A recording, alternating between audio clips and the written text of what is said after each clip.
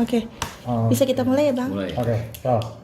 Oke, Abang, ini kan sempat heboh juga nih, Bang, terkait Densu ya, yang hari ini bisa dibilang tuh sudah tiba di lokasi bencana dan juga disambut oleh beberapa para masyarakat di sana. Abang sendiri gimana nih, Bang?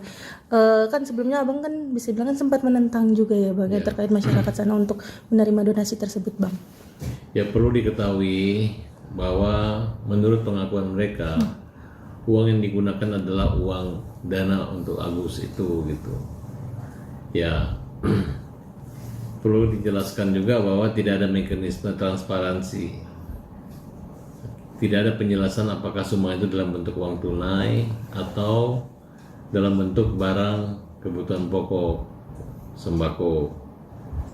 Yang terkesan ini adalah ada orang yang mengaku bahwa mereka bertanggung jawab. Kemudian seolah-olah yang kerja sampai ke bawah cuma 2 orang, sampai pakai adegan buka-buka baju gitu. Apa maksudnya? Ingin meyakinkan orang bahwa kalian bekerja. Bukan itu persoalannya. Yang menjadi persoalan adalah polemik awal yang Anda katakan itu adalah tanggung jawab adalah uang sepenuhnya milik Agus, yang kalian akan ganti kalau tidak digunakan. Ini terbalik.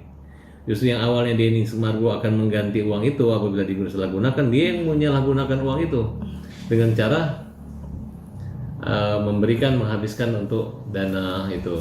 Itu menurut pengakuan mereka ya. Jadi kalau menurut saya masih yakin bahwa nggak ada orang berani menghabiskan uang Agus gitu. Hanya Agus, kecuali dengan seizin dan Agus, karena perolehan uang itu berasal dari rekening Agus.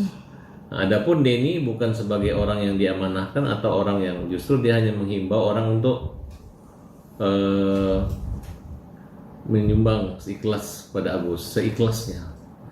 Jadi bukan satu perwakilan atau perwalian yang dimana dia mengelola atau mengendalikan keuangan itu. Nah, disinilah saya melihat keawaman mereka tentang hal ini gitu.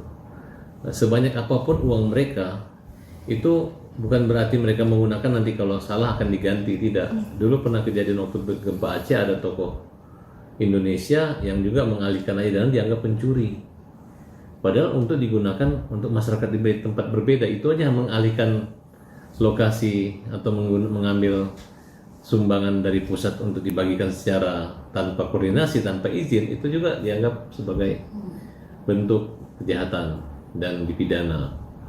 Nah, sedangkan orang-orang yang menerima dana Agus nanti itu, kita bisa, kalau memang dia ada bukti dan ketika diaudit nanti bisa kena penadahan. Jadi nanti orang yang menyerahkan dengan yang menerima juga bisa kena pidana.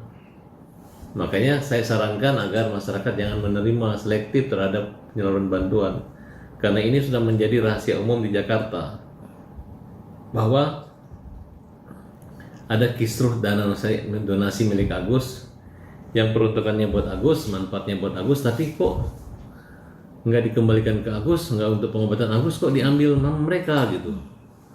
Nah, itu yang saya melihat bahwa ini akan terjadi masalah gitu. Nah, dan 4 orang ini sudah dilaporkan oleh Agus, sudah dilaporkan dengan pengacaranya Agus, bukan saya gitu. Nah, nanti mereka akan ditanya persoalan itu gitu.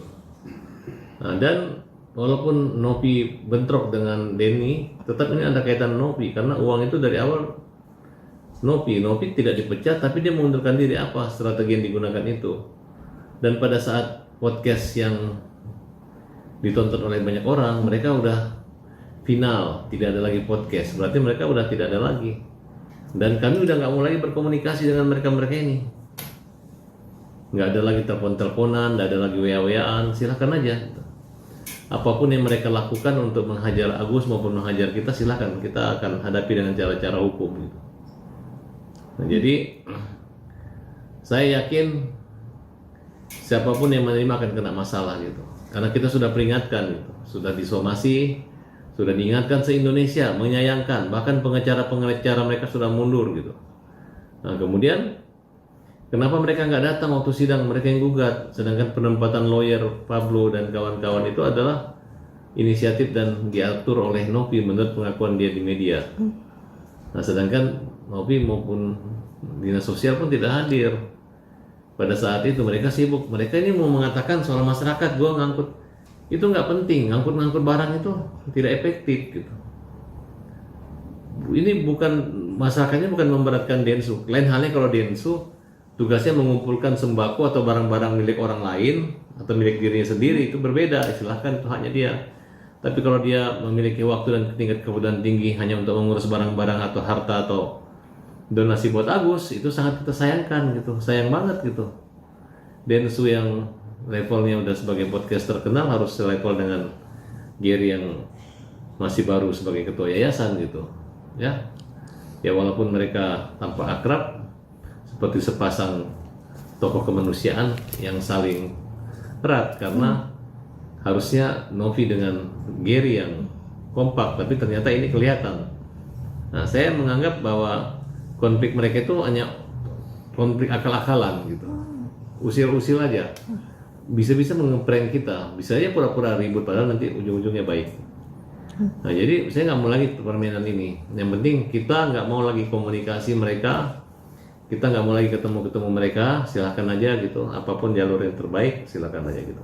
Oke, Bang, ini kan bisa dibilang kan dalam penyaluran donasi ke NTT tersebut itu tidak serupa berupa uang, Bang, tetapi lebih berupakan barang-barang sembako yang sebelumnya sempat diupload oleh Denny Sumargo melalui kontennya. Gimana nih, Bang? Lebih duluan sumbangan itu ada daripada kejadian bencana alam.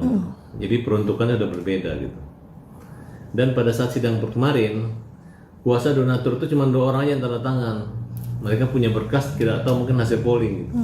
Kita tetap akan melaporkan lawyer-lawyer ini dengan keterangan-keterangan yang tidak benar, dengan memasukkan surat-surat kuasa yang tidak tanda tangan basah. Apalagi mereka nggak berani mencabut perkara sekarang, karena nggak ada surat mencabut. Bisa aja ketika menerima gugatan atau mendaftar gugatan mereka lolos, tapi ketika mereka mencabut susah. Mereka harus menghadirkan prinsipal. Prinsipalnya dipanggil, benar gak kamu mencabut kan? Nah, nanti mereka akan mengalami dilema di sini gitu. Jadi jangan percaya yang disampaikan oleh PB yang selalu membuat opini menyudutkan dengan maksud untuk memperburuk atau framing terhadap kita. Contoh, Farhad minta uang 200 juta. Ngapain saya minta uang 200 juta? Buat apa saya minta uang, Pablo? Kau ngapain kita minta uang 200 juta? Kamu yang ngomong. Ya kita bisa semua ini tergantung gue kok. Seolah-olah lu tuh bosnya Densu dan bosnya itu. Habis itu dia ngomong sendiri, habis itu ya udah berarti orang baik nih. Pak Menteri, Bapak terima kita ya dengan Pablo ya supaya kita. Sama dia ketika ditelepon, wow dia sendiri doang bawa istrinya. Nah bawa istrinya kedua, wow kayak menteri, habis itu dipamerin lah, ketemu menteri ngapain?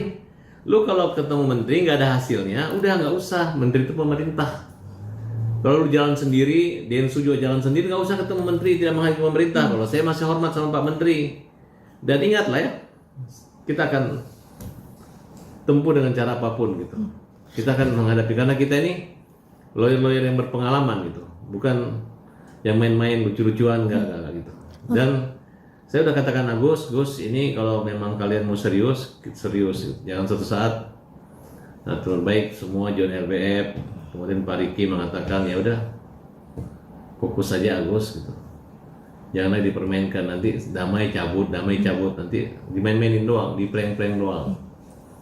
Nah, dan orang yang paling punya pengaruh besar dalam hal kejadian ini, yang selalu melemparkan, yang selalu ngomong gini, saya kasihan sama Agus tapi dihajar. Saya kasihan sama Agus tapi uangnya dibagi ke orang lain. Saya kasihan sama Agus tapi dia tidak berpihak sama Agus. Gitu. Jadi ngomongnya kasihan. Terus ada yang, saya terima kasih kepada Agus padahal orang jahat. Terima kasih.